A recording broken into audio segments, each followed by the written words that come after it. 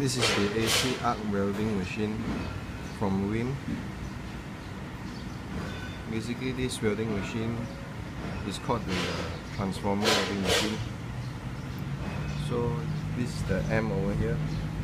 You can adjust the M by turning the knob over here, twisting the knob, increasing the M. So this welding machine, obviously it can weld up to 5.0 and above electrode steel rods. So this welding machine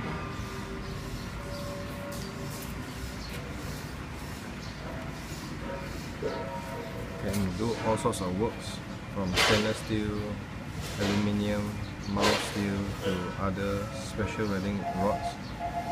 I'm not going to demonstrate to you the welding today because I don't have the proper equipment to do it. So this welding machine is for individuals who like to perform heavy duty welding.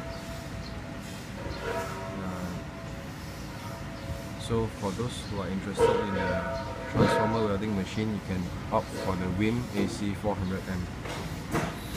Thanks.